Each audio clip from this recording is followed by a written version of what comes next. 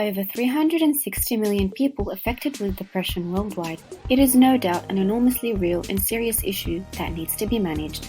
But have you thought, what exactly is going on in the mind of a depressed person? Well, hello, my name is Yara and today I'll be talking about major depressive disorder and its pathogenesis. So what exactly is major depressive disorder?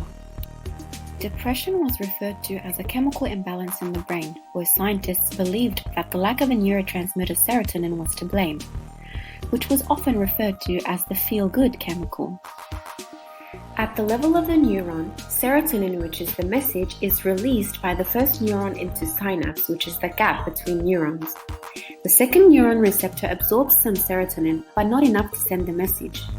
The leftover serotonin in the synapse is reabsorbed by the first neuron.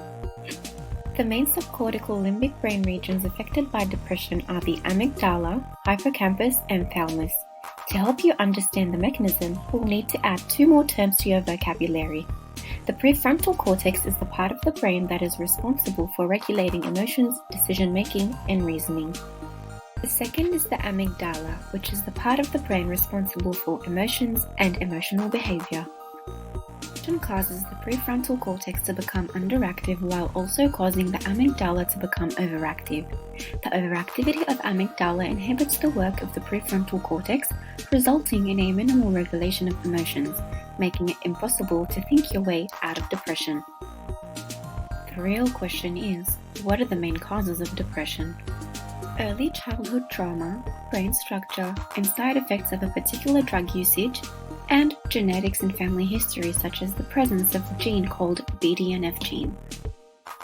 Symptoms of depression are characterized by changes in mood, in appetite, weight gain or loss, sleep difficulties such as insomnia or hypersomnia, fatigue or loss of energy, cognitive abilities such as lacking concentration. The most frequently asked question is depression serious? Well, yes. The lifetime prevalence of depression in the general population has been estimated to be around 10%. Did you know that depression affects more women than men? This range varies among men and women, where women are 5.5% prevalent to depression, whereas men show 3.2% only. In women, this finding correlates with hormonal changes in levels of estrogen prior, during, and after menstruation, after pregnancy, also known as postpartum depression, and at perimenopause. Well, the good news is that there's a wide range of treatment options used for the treatment of depression. One of the main treatments for depression is known as the neurofeedback, EEG, or neurotherapy. It is a technique used to improve the function of brain through intensive brain training and exercise. It is simple, painless, and non-invasive. It is performed once a week while patient is sitting on a chair. The therapist will then provide sensors to the patient's scalp.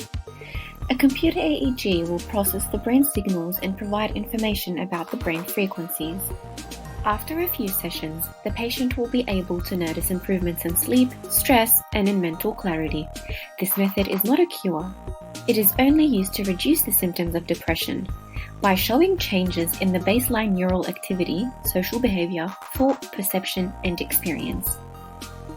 Also, the transcranial magnetic stimulation, also known as TMS, is another procedure that uses magnetic fields to stimulate nerve cells in the brain for improving the symptoms of depression.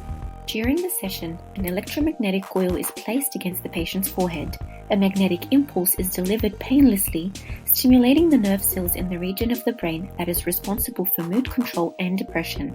It regulates the activity of the prefrontal cortex and amygdala. Despite its ability to reduce the symptoms of depression, transcranial magnetic stimulation has had some disadvantages like headache, scalp discomfort at the site of stimulation, tingling spasms or twitching of facial muscles, and lightheadedness. Other uncommon side effects are seizures, mania specifically in people with bipolar depression, and hearing loss if there is inadequate ear protection during the treatment.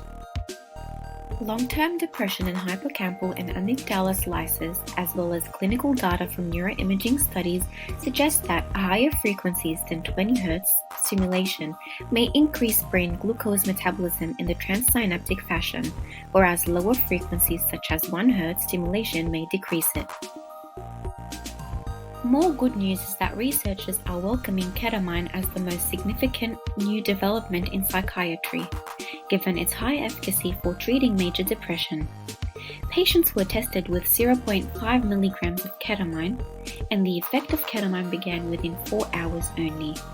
More studies show that further developments are still taking place and further in action till now.